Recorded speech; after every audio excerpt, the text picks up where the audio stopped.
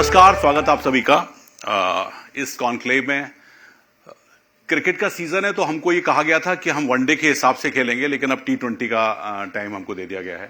उस हिसाब से खेलना है, समय की एक पाबंदी है और आगे आने वाली मीटिंग्स का भी अभी हमको पता चला है। जिस तरह से टॉपिक चूंकि आप ये इस पूरे सेशन का बड़ा गंभीर है, लेकिन जिन शख्स से हमको बात करनी है उनकी पहचान एक वैसी वाइड एक वैरायटी वाली है कि इस समय में जो दिया गया समय में उसमें टॉपिक के साथ साथ उनके व्यक्तित्व को समेटना थोड़ा मुश्किल काम होगा, लेकिन मैं पूरी कोशिश करूंगा कि ऐसा हम कर पाएं।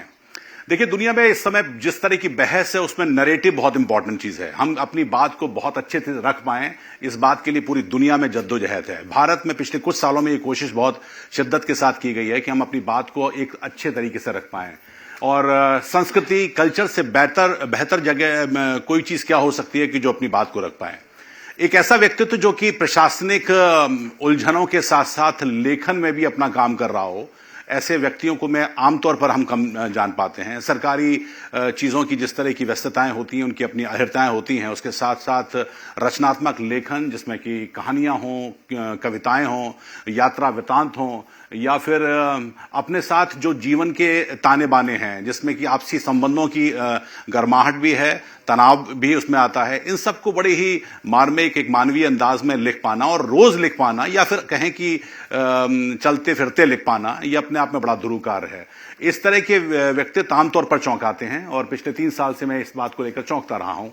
हम में से जो व्यक्ति डॉक्टर सच्चिदानंद जोशी को जानते हैं, वो लंबे समय से उनको जानते हैं, उनकी प्रशासनिक योगदानों को लेकर। लिटरेरी वर्ड के लोग जानते हैं उनकी लेखनी को लेकर कि उन्होंने जो किताबें लिखी हैं, जो उनकी कहानियां आती हैं, फेसबुक पर उनके जो लेख आते हैं, उसके जरिए जानते हैं। आपका बहुत बहुत स्वागत है इस सेशन में। सबसे पहले हम अपने टॉपिक की बात करें, लेकिन मेरा पहला सवाल ये है कि ये टाइट रोप वॉकिंग होती कैसे है। इस पर जरूर कि एडमिनिस्ट्रेटिव जो आपकी जिम्मेदारियां हैं उसके बीच में कहानी लिखने का जो आपका एक शगल है, आपका जो शौक है, और वो जो तंतु उठाने की जो कला है वो कैसे आती है। ये बहुत मजेदार सवाल है और कई जगह मुझसे ये सवाल पूछा जाता है। कई बार लोगों को ये भी लगता है कि ये इतना लिखते हैं तो इसका मतलब अपना काम ढंग से करते हैं कि नहीं करते। ये भी एक सवाल आता है। जैसे अभी थोड़ी देर पहले जब नाटक की बहस हो रही थी, और मेरा क्योंकि रंगमंच का शौक है तो मैं पहले नाटक बहुत डायरेक्ट किया करता था। उन दिनों में भोपाल में जो माखनलाल चतुर्वेदी यूनिवर्सिटी है उसमें रजिस्ट्रार भी था। तो हमारे घर में एक महिला आई और उन्होंने मेरी माँ से मेरे नाटक के बारे में बात करना शुरू की, और फिर माँ से बोली कि उनसे मिलवा दीजिए। तो माँ बोली वो तो ऑफिस गए। तो बोले वो ऑफिस भी जाते हैं। मैंने कहा हाँ जाते हैं। क्या नौकरी भी करते हैं? अच्छा नौकरी भी। वो बोली मुझे तो लगा नाटक ही करते हैं। तो उसका जो बड़ा सबक था वो मेरी माँ ने दिया कि भाई तुम सच में नौकरी ढंग से कर रहे हो या नाटक ही नाटक कर रहे हो। बहरहाल मैं जब यात्रा वृत्तांत लिखता हूँ या अपनी यात्राओं पर जाता हूँ तो सबसे बढ़िया चीज़ होती है कि जब आप फ्लाइट में होते हैं तो आपका मोबाइल 2-2.5 घंटे बंद रहता है और आपको कोई कॉल डिस्टर्ब नहीं करता। तो आप यकीन नहीं मानेंगे कि मैंने पिछले 4 साल में या 5 साल में जो कुछ भी लेखन किया है उसका लगभग 80% फ्लाइट्स के दौरान किया है, यात्राओं के दौरान किया है। और कई बार तो ऐसा हुआ है कि लंबी यात्राएं हैं तो मैंने लंबी चीजें भी उसमें लिख दी हैं। ऐसा कि जब यहाँ से शिकागो गया तो 14 घंटे की फ्लाइट थी, और 14 घंटे की फ्लाइट में आप कितनी देर बैठेंगे और कितनी देर टीवी देखेंगे और कितनी देर क्या करेंगे। तो मैं अपना मोबाइल पे टाइप करना शुरू कर दिया मैंने, और एक बहुत लंबी कहानी लिख दी जो समकालीन साहित्य में छपी थी, वन योगिनी, जिसकी बड़ी चर्चा भी बाद में हुई। तो बहुत कम लोगों को इस बात का यकीन होता है कि मैंने वो पूरी की पूरी कहानी फ्लाइट में लिखी है। तो इसलिए ये समय का सबसे अच्छा सदुपयोग होता है। और आप जब यात्रा करते हैं तो एक साधारण यात्री की तरह जब आप आसपास लोगों को देखते हैं, उनको ऑब्जर्व करते हैं, तो उसमें से बहुत सारी चीजें निकल के सामने आ जाती हैं। एक छोटी सी बात आपको बताऊं, जैसे कि मुझे एक यात्रा के दौरान ही, फ्लाइट की यात्रा के दौरान ही मुझे महसूस हुआ कि ये सारे एयरपोर्ट पर अगर कोई हिंदी में किसी को कुछ बताने वाला ही नजर नहीं आता। सबको अंग्रेजी की ही आदत पड़ी है, अंग्रेजी में ही सब बात कर रहे हैं। तो हिंदी में अगर कोई आदमी पूछता है तो उसको ये विमान कंपनी के कर्मचारी भी बड़ी दोयम दर्जे से देखते हैं, कई बार उसको बहुत अच्छी तरह से एंटरटेनमेंट नहीं करते उसको। तो ये सब बातें मेरे मन में उमड़ती रहती है कहीं कहीं, और उसको जब जैसा मौका मिलता है मैं लिख देता हूँ। ये एक मेरी फितरत है, और इसलिए समय कैसे निकलता है ये मैं नहीं समझ पाता। इतना जरूर मैं कह सकता हूं कि अगर आपके मन में इच्छा है तो किसी भी चीज के लिए समय निकल सकता है। भगवान ने आपको 24 घंटे दिए। वैसे what comes naturally to you, writing और एडमिनिस्ट्रेशन? एडमिनिस्ट्रेशन किसी को नेचुरली नहीं आता है, ये मैं बिल्कुल जो कहते हैं कि उनको नेचुरली आता है, मुझे मेरा उनको शत शत प्रणाम है। फ्लेयर आपकी क्या है कि आप बेसिकली आप एक क्रिएटिव आदमी है, और मैं ये समझता हूं कि हर एक इंसान क्रिएटिव आदमी रहता है, उसके अंदर कुछ न कुछ क्रिएटिविटी रहती है, कोई न कोई चीज वो करते रहते हैं, कोई न कोई चीज वो सोचते रहते हैं। तो लिखना भी नहीं कह सकता, पर अपने आप को एक्सप्रेस करना बहुत नेचुरली आता है। आज का जो हमारा इस पूरे इसका थीम है वो इम्पोर्टेंट है, चूंकि आप लिट फेस्ट से लेकर इंटरनेशनल फोरम्स में बोलते रहे हैं। Culture is a soft power, और ये कितना इंपॉर्टेंट है टू प्रोपेल द विकसित भारत, क्योंकि सरकार विकसित भारत के इस कॉन्सेप्ट को दुनिया में जा रही है। कल्चर पर आप जब इंटरनेशनल ऑडियंस है, या फिर कहें कि इस तरह की ऑडियंस आती है जहां पर रीअसर्शन की बात आती है, तो ये कितना इंपॉर्टेंट है और कुछ सालों में क्या ज्यादा इंपॉर्टेंट हुआ है? देखिए, मैं बहुत स्ट्रांगली महसूस करता हूं कि कल्चर भारत के लिए सॉफ्ट पावर नहीं है, कल्चर भारत के लिए स्ट्रांग पावर है। क्योंकि हमारी जो आइडेंटिटी है, एक भारतीय के तौर पर मेरी जो अस्मिता है, मेरी वो पहचान है, और मैंने इससे पहले अनेकों मंच पे कहा है, और यहां फिर मैं कह सकता हूं कि एक भारतीय के तौर पर जब भी आप कहीं बाहर जाते हैं, विदेश में जाते हैं, तो जो पहला सवाल आपसे जो सामने वाला पूछता है कि आप भारतीय हैं, तो उनकी जो पहली प्रतिक्रिया आपको देख के होती है वो ये होती है कि India, you have a great culture. कोई नहीं कहता कि आप बहुत बड़ी मिलिट्री फोर्स हैं, या आप बहुत बड़ी इकोनॉमिक फोर्स हैं, या आप बहुत बड़ी साइंटिफिक फोर्स हैं। एक स्वाभाविक प्रतिक्रिया में निकलता है, India, you have a great culture. अभी आपने देखा महाकुंभ हुआ, 65 करोड़ लोगों ने वहां पर जाकर महाकुंभ में अपने आप को समर्पित किया, अर्पित किया। वो कैसे होता है? ये सारा का सारा जो है, ये भारत की सौम्य संपदा नहीं है, भारत की ये जो है, ये महत्वपूर्ण शक्ति है, महत्वपूर्ण संपदा है। तो जब भारत किसी बारे में, कल्चर के बारे में बात करे, संस्कृति के बारे में बात करे, तो भारत को, संस्कृति को एक अलग वर्टिकल के तौर पर नहीं देखना चाहिए। भारत को, संस्कृति को सभी चीजों में अक्रॉस द बोर्ड एक हॉरिजेंटल चीज के रूप में देखना चाहिए कि हर एक चीज में हमारा जो सांस्कृतिक ताना बाना है वो कहां है, कैसा है, और कैसे हम उसको अभिव्यक्त कर सकते हैं। एक चीज अभी पिछले सेशन में भी आई, और शायद आप उसको और अच्छे से बता पाएं, कि जब हम अपनी बात को कहते हैं, अपनी कहानियों को कहते हैं, अपने किस्सों को कहते हैं, अपने पास्ट को कहते हैं, तो उसके लिए हमारी वॉइस होनी चाहिए।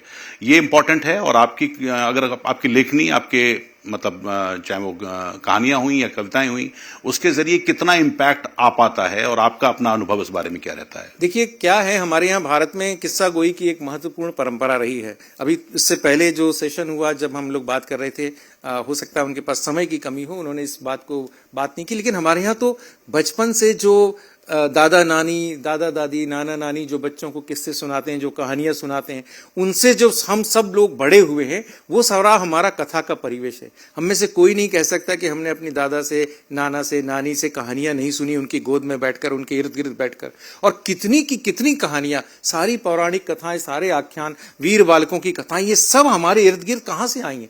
ये सब हमारे यहाँ किस्सा गोई से आई। तो किस्सा गोई जो है ना, भारत का एक मूल मंत्र रहा है, मूल हमारा आख्यान रहा है। तो इसलिए जब हम किस्सा गोई की बात करते हैं ना, तो निश्चित तौर पर हम उसमें भारतीयता के तत्व देखते हैं, हमारे जो देशज तत्व हैं उसको भी देखते हैं। अलग अलग जगह पे अलग अलग कहानियां अपना परिवर्तित रूप ले लेती हैं, अलग अलग जगह पे अलग अलग कहानियां अपना अलग थोड़ा सा संदर्भ अलग ले लेती हैं। तो हम देखते हैं कि वहां कैसे परंपरा बदल रही है, वही कहानी रहती है लेकिन थोड़ा सा उसका रूप अलग अलग जगह बदला रहता है। तो ये कितनी सुंदर हमारे देश की जो परंपरा है और जो वैविध्य है, जो अलग अलग जगह से आपको दिखाई देता है। कुछ कहानी आप सुनाना चाहेंगे? जो दर्शक आपको जानते हैं वो लोग, और कुछ कविता, पहले कहानी से हम अगर शुरुआत एक कहानी सुनाते हैं जो मुझे लगता है कि अच्छी लगेगी सबको।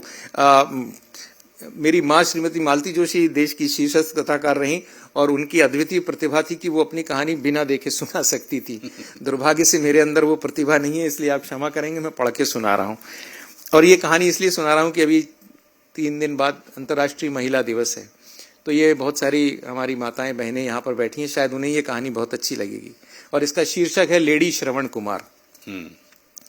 रायपुर से भुवनेश्वर जा रहा था, सेकंड एसी में रिजर्वेशन था। डिब्बे में चढ़ा तो देखा मेरे कूपे में एक वृद्ध दंपत्ति और एक मध्यम वर्ग की महिला सहयात्री थे। उनकी आपस में बातचीत और व्यवहार समझते देर नहीं लगी कि सास, ससुर और बहू है। जरा सी देर में सास जी ने खुलासा भी कर दिया, हमारी बहू है, बेटा भुवनेश्वर में बैंक मैनेजर है, उसी के पास जा रहे हैं तीर्थ करने। मजबूरन पूछना पड़ा, बहू नहीं रहती वहां बेटे के साथ? अरे वो कैसे रहेगी, इसकी तो नौकरी है ना रायपुर में, स्कूल में पढ़ाती है। बात करने की बहुत इच्छा न होती हुई भी थोड़ी सी बात तो सहयात्रियों से करना ही पड़ती है। लिहाजा हमारा बातचीत का सिलसिला रुक रुक कर चलता रहा। बातचीत क्या थी, वो सास जी का एकालाप ही था। हमने तो भाई सब कुछ इस पर छोड़कर संन्यास ले लिया है। जब बोलो जहां बोलो चले जाते हैं, जो दो जैसा दे दो खा लेते हैं और अपने में मगन रहते हैं। क्यों, है ना? उन्होंने सहमति के लिए पति की ओर देखा। पति ने हाँ में हाँ मिला दी। वो बेचारे उतनी देर से वही कर रहे थे। जब भी पत्नी समर्थन के लिए उनकी ओर देखती, बेचारे झट से हाँ मिला देते। रात में जब भोजन का समय आया तो देखा बहू ने जतन से पेपर बिछाकर सास ससुर का खाना लगाया, उन्हें परोसा, जो जो चाहिए था लगा कर दिया। खाना खिलाने पर पानी भी पिलाया। सास जी ने तो जैसे तैसे भोजन निपटाया। बहू ने सारा सामान समेटकर बैग में रखा और झूठे बर्तन धोने बाथरूम की ओर चली गई। उसका जाना था कि सास जी ने बैग निकाला और उसे फिर से जमाते हुए बोली, देखो सारे डिब्बे ऐसे ही खुले छोड़ गई महारानी, सारा खाना बिखर जाएगा, ढेर सारी सब्जी बची है, बताओ कौन खाएगा? उनका भुनभुनाना जारी था। तुमने बिल्कुल सब्जी नहीं खाई? उन्होंने पतिदेव से पूछा। कैसे खाती, इतनी भस्का सब्जी, तेल तो महारानी जी के हाथ से गिरता नहीं, बताओ भस्का थी कि नहीं? अब कुछ बोल दो तो मुंह फुलाकर बैठ जाएंगी। कितनी बार कहा पूड़ियां बनवा लो, लेकिन नहीं, पराठे ही बनवाए। अब कौन खाएगा ये ढेर सारे पराठे? ये सारा संवाद और भी चलता यदि बहुरानी बर्तन धोकर न आ गई होती। मुझे ये देखकर बहुत आश्चर्य हुआ कि सास जी ने डिब्बे समेटने और बने हुए खाने की बुराई करने के उत्साह में बहू के खाने की तो चिंता ही नहीं की। बहू ने फिर बैग बाहर निकाला, उसमें से अपने लिए खाना लिया और चुपचाप खाना खत्म कर पूरा सामान फिर ज्यों के त्यों समेट दिया। हाँ, समेटते हुए इतना जरूर बोल गई, बैग समेटने की इतनी क्या जल्दी थी माँ जी, मेरा खाना तो होना ही था, उसके बाद समेट देती। बहू का इतना कहना भर था कि सास को मिर्ची लग गई। लो, अब हमने जरा सी मदद कर दी तो वो भी भारी पड़ जाती है देवी जी को। अब सारा खाना खुला पड़ा था, कुछ गिर जाता तो भी दोष हमें ही देती। बहू ने सास के इस आक्रमण का कोई उत्तर नहीं दिया। बहू ने चुपचाप नीचे की बर्थ पर सास ससुर दोनों का बिस्तर लगाया, दवाई दी, उनका चश्मा बैग में रखा और दोनों को सुलाकर ऊपर की बर्थ पर आ गई। ऊपर की बर्थ पर चढ़ने में उसे भी तकलीफ हुई, लेकिन उसके पास कोई विकल्प नहीं था। मैं उसके बराबर वाली ऊपर की बर्थ पर लेटे लेटे ये सारा क्रियाकलाप देख रहा था। आपको 5 मिनट तकलीफ होगी, मैं जरा ये पाठ कर लूं, फिर आप बत्ती बुझा दीजिएगा, बहू बोली और पर्स में से एक पुस्तक और फोटो निकालकर पाठ करने लगी। मैं अपनी किताब पढ़ने का नाटक करने लगा, लेकिन मेरा सारा ध्यान नीचे सो रहे सास ससुर और ऊपर ध्यान में मग्न उनकी बहू पर था। पाठ करके उसने मेरी तरफ देखा, मुझे अपनी ही ओर देखता जानकर बोली, इन महाराज जी का ही सहारा है, नहीं तो सास जी के व्यंग बाणों से तो मैं कब की छलनी हो जाती। मेरी समझ में नहीं आ रहा था मैं क्या प्रतिक्रिया दूं, लेकिन बहू को शायद मेरी प्रतिक्रिया की जरूरत नहीं थी। वो अपनी रौ में बोले चले जा रही थी। मुझे मालूम है वो मेरे पीछे क्या क्या कहती हैं। लोगों को बताती हैं कि मैं अपनी नौकरी की वजह से रायपुर में हूं, जबकि असलियत यह है कि इनकी वजह से मैंने 3 प्रमोशंस छोड़े हैं, नहीं तो आज स्कूल में प्रिंसिपल होती। लेकिन ऐसा बोलो तो इन्हें झट से बुरा लग जाता है। मुझे डर लगा कि नीचे सो रहे सास ससुर कहीं उसकी बात सुन न लें। डरिए मत, अब वो उठने वाले नहीं सुबह तक। मेरे अपमान का आज का कोटा उनका पूरा हो गया है ना, अब उन्हें अच्छी नींद आएगी। मुझे तो इस श्रवण कुमार पर इतना गुस्सा आ रहा है ना कि पूछो मत। मैं चौंका। श्रवण कुमार? कौन श्रवण कुमार? मैंने पूछा। अरे वही कहानी वाला जो कांवड़ में अपने माँ बाप को तीरथ कराने ले गया था।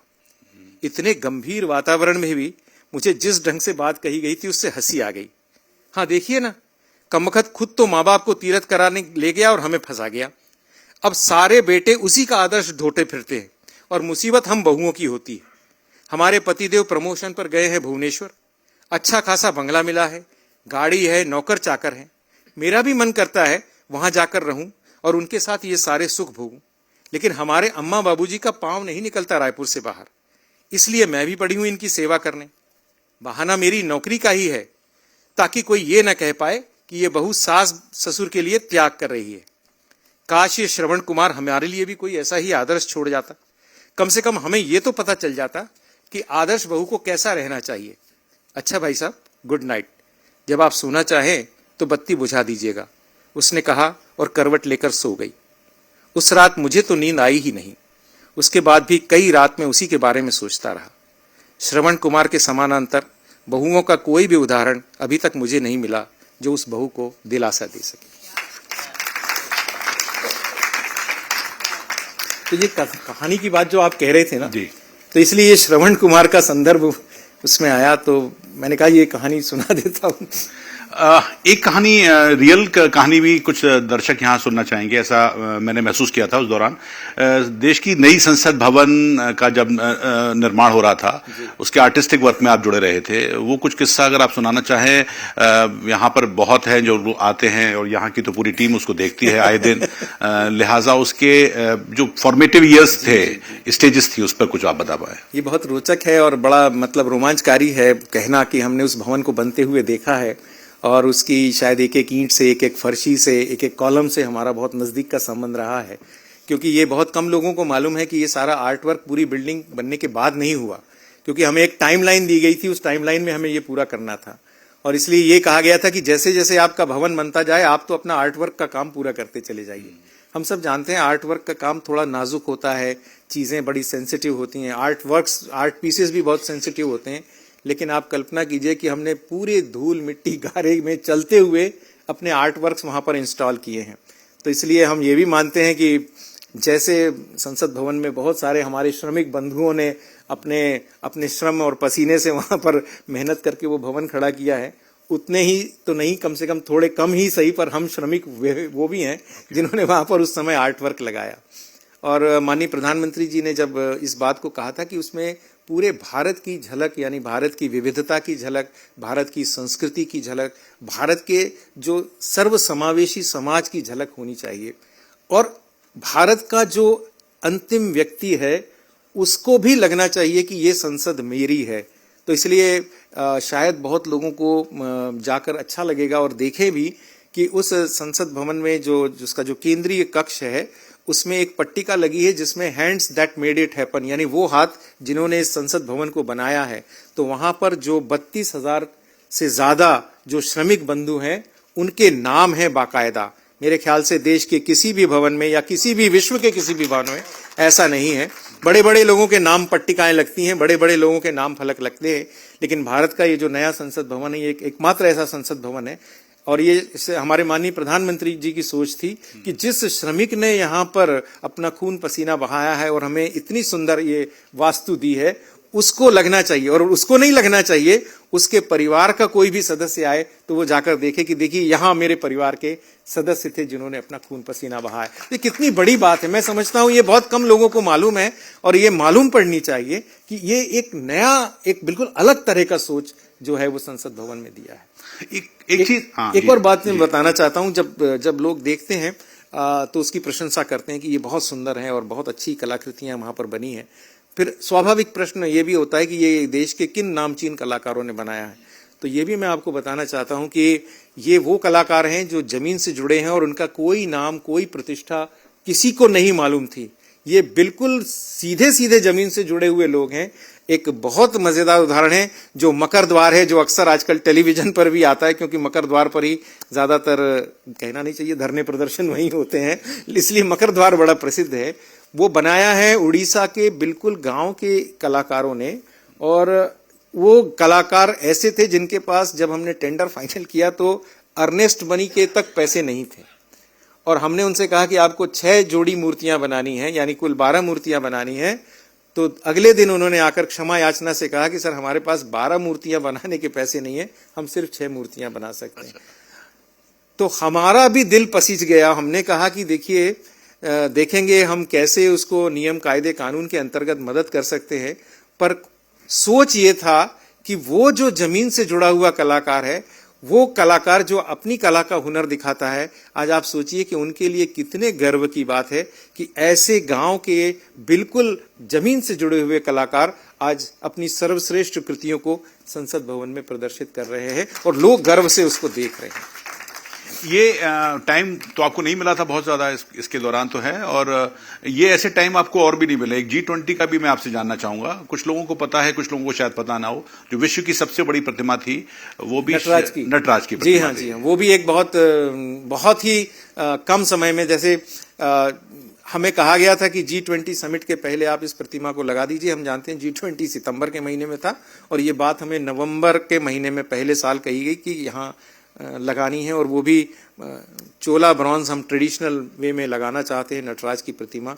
तो हम हमेशा बड़ा सोचते थे, तो हमने कहा हम विश्व की सबसे बड़ी प्रतिमा लगाएंगे। तो 28 फुट की प्रतिमा है, वो सिंगल कास्टेड है, अष्ट धातु की। और आमतौर पर जब हमने चोला ब्रॉन्ज बनाने वाले जो पीढ़ी दर पीढ़ी यही काम कर रहे हैं उनसे पूछा, तो उन्होंने कहा कि हम 10 से 12 फुट की प्रतिमा बनाने में कम से कम 2 से ढाई साल लेते हैं, क्योंकि वो जाती है, वो कावेरी नदी की रेती में दबाई जाती है, उसकी कास्टिंग होती है, उस सारी प्रक्रिया में। हमने कहा मेरे पास तो समय नहीं है, मेरे पास तो सिर्फ ये महीने हैं, 7 महीने, और मुझे वो प्रतिमा बनानी है। तो उन्होंने कहा कि साहब ये नहीं हो सकता, आप जाइए। फिर मैं कहा मैं आपके स्वामी मलाई में आपकी जगह पर आना चाहता हूँ। तो मैं तीसरे दिन उनके यहाँ स्वामी मलाई गया।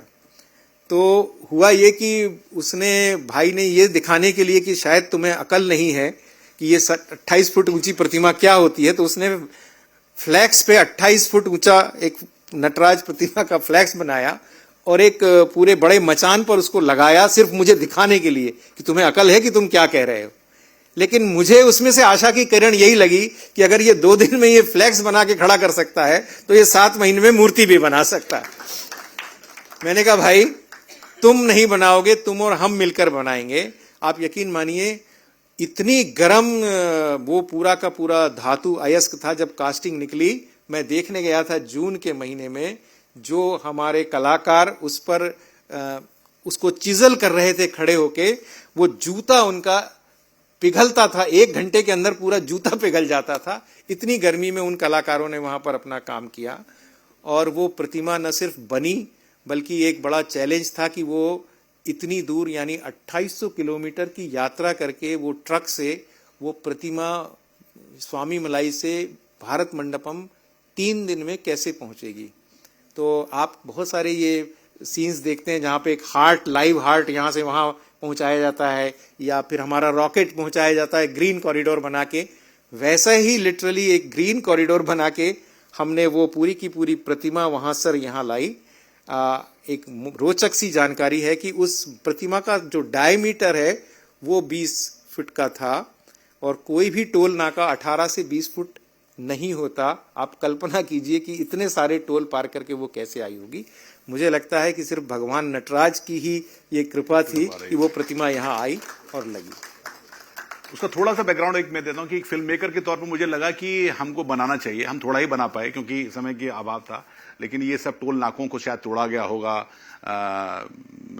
आपने और शायद पूरी एडमिनिस्ट्रेटिव टीम उसमें लगी रही थी। इसमें न सिर्फ हमारी एडमिनिस्ट्रेशन, पूरा संस्कृति मंत्रालय, हमारे संस्कृति सचिव थे उस वक्त जो आजकल गृह सचिव हैं श्री गोविंद मोहन जी, दिन रात हमने मॉनिटर किया और उसको यहाँ तक आने में लोकल एडमिनिस्ट्रेशन है, पुलिस डिपार्टमेंट है, आरटीओज हैं, और हर एक नाका पार करना अपने आप में एक बड़ा थ्रिलिंग एक्सपीरियंस था। मतलब वो अपने आप में आपको बताएं। और उससे भी बड़ी बात थी कि जब ये प्रतिमा इंस्टॉल हो रही थी तो इस समय G20 की सारी तैयारियां चल रही थी। आप समझ सकते हैं कि भारत मंडपम में कैसा सिक्योरिटी का इंतजाम, और ये जहाँ की पूरी सिक्योरिटी ड्रिल हो रही थी, सिर्फ हम ही लोग थे जो वहाँ अलाउड थे। और मेरे यहाँ बड़ी बड़ी प्रोफेसर रैंक के मेरे साथी खुले आसमान के नीचे भारत मंडपम के लॉन पर सो के उन्होंने रातें गुजारी हैं और वो प्रतिमा वहां पर लगाई है। एक समोसा और एक कप चाय पी कर 24 घंटे मेरे साथी वहां रहे हैं। और इतना ही नहीं, मतलब गोविंद मोहन जी जो हमारे संस्कृति सचिव और मैं, जब इंस्टॉलेशन हो रहा था तो हम दोनों सामने कुर्सी लगाकर दोपहर को 11 बजे से शाम को 6 बजे तक ऐसे बैठे थे जैसे हम लोग चांदनी रात में बैठे हो, और प्रतिमा का इंस्टॉलेशन पूरा किया। तो ये एक बड़ा, मैं बता सकता हूं कि ये एक ऐसा अनुभव है। और हम बार बार इस बात को कहते हैं कि संस्कृति मंत्रालय में रहते हुए इस तरह के जो चैलेंजेस हैं, ये इंस्टॉलेशन का चैलेंज और ये इस तरह की चीजों को करना, ये आपको एक बहुत बड़ी संतुष्टि देता है। इसी से एक मैं जोड़ के सवाल, क्योंकि अब हम आपने जो काम किया, क्या ये विकसित भारत में जो सॉफ्ट पावर और कल्चर एक रोल प्ले करता है, इसमें कुछ टेंजिबल चेंजेस आपको दिखाई देते हैं पिछले कुछ सालों में? बहुत से कल्चरल स्टेप्स उठाए गए हैं पिछले कुछ सालों में, उस एजर्शन पे क्या आप देखते हैं? आप देखिए ना कि सबसे बड़ा जब सबसे बड़ा आपको जो फर्क दिखता है वो हमारी जो शासन तंत्र है, हमारी सरकार है, उसकी जो दृष्टि है उसमें दिखता है। क्योंकि प्रधानमंत्री जी ने क्या बात कही, उन्होंने एक जो नारा दिया है, विरासत भी विकास भी, यानी सिर्फ विकास नहीं है, जब तक आपके साथ विरासत नहीं होगी उस विकास का कोई अर्थ नहीं है। क्योंकि हमारे यहाँ जो भारत में विकास की अवधारणा है वो बिल्कुल अलग है। तो उस विकास की अवधारणा को जब आप देखते हैं तो उस विकास की अवधारणा के जो सूत्र हैं वो कहीं ना कहीं हमारी भारत की संस्कृति में छुपे हुए हैं। क्योंकि उस विकास को आप जब तक संस्कृति से नहीं जोड़ेंगे आपको उस विकास की पूर्णता नजर नहीं आएगी। और इस बात को प्रधानमंत्री जी ने कहा, इसलिए विरासत भी विकास भी, इसलिए जितने काम विकास के हुए हैं, विकास कार्य हुए हैं, उतने ही काम आपकी विरासत को संजोने के भी हुए हैं, विरासत के संरक्षण के भी हुए हैं। नहीं तो इतनी सारी स्टोलन एंटीक्विटीज का भारत में रिपैट्रिएशन इतने रिकॉर्ड समय में संभव नहीं था। जहां जहां भी हमारे प्रधानमंत्री जी गए, और मैं तो चाहता हूं कि इस बात को ज्यादा से ज्यादा लोगों तक पहुंचाना चाहिए कि पिछले 10 साल में कितनी स्टोलन एंटीक्विटीज हमारे देश में लौट कर आई, ये कितनी बड़ी धरोहर थी जो वापस आई। यानी ये हमारी विरासत का एक इतना बड़ा प्रतीक है जो हम सबको देखना चाहिए। वैसे तो कहा गया कि समय नहीं है, लेकिन अगर कुछ लोग सवाल पूछना चाहें तो एक आध सवाल पूछ सकते हैं। मेरा आखिरी सवाल कि कुछ अपने जो आपके लिखावट है उसमें कविता भी आपकी काफी फेमस रही है, वो कुछ हमारे दर्शकों को अगर कुछ कविता सुनाना चाहें। कविता ही सुना देता हूं, बाकी तो मुझे लगता है कि बहुत सारी बातें हैं जी। ये एक कविता है जिसको मैंने यूं लिखा कि खासकर युवाओं के लिए, कि हम बहुत निराश हो जाते हैं, और निराश हो जाते हैं तो हमें समझ में नहीं आता कि मेरे पास ये नहीं है, मेरे पास वो नहीं है, मेरे पास ऐसा नहीं है। तो जब हमारे पास कुछ है उसका संतोष न करके हमारे पास कुछ नहीं है उसके बारे में पूरे मन में खुदबुदाहट रहना, उसको मैंने एक कविता में व्यक्त किया है। ऐसा बहुत कुछ है जीवन में जो मैंने नहीं किया, ऐसा बहुत कुछ है जीवन में जो मैंने नहीं किया, लेकिन ऐसा भी कुछ है जो सिर्फ मैंने किया है। नहीं किए का दुख मनाना है या किए की खुशी मनाना है, मुझे तय करना है। जीवन में बहुत कुछ है जो मैंने नहीं पाया, लेकिन ऐसा भी कुछ है जो सिर्फ मैंने पाया है। नहीं पाए के बारे में सोचते रहना है या पाए को लेकर आगे बढ़ना है, मुझे तय करना है।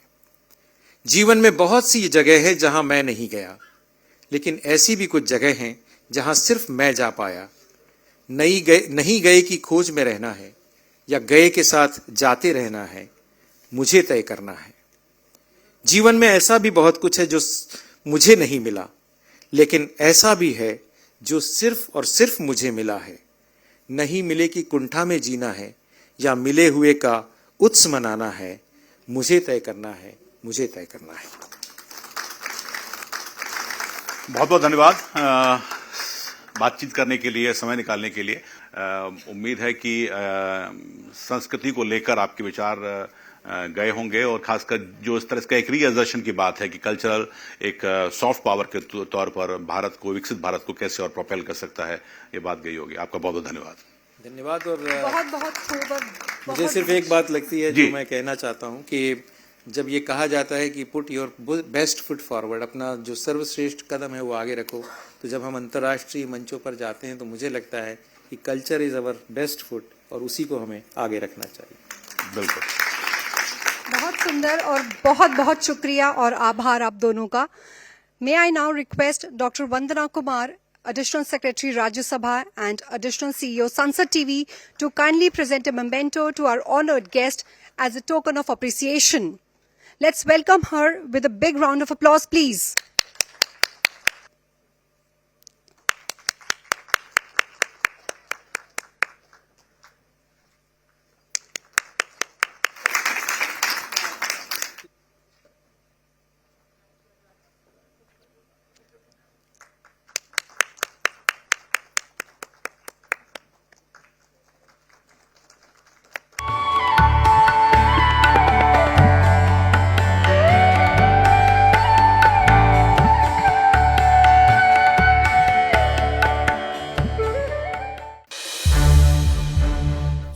टीवी के और भी प्रोग्राम्स देखने के लिए सब्सक्राइब करें हमारा YouTube चैनल और हाँ, इन्हें लाइक और शेयर करना ना भूलें।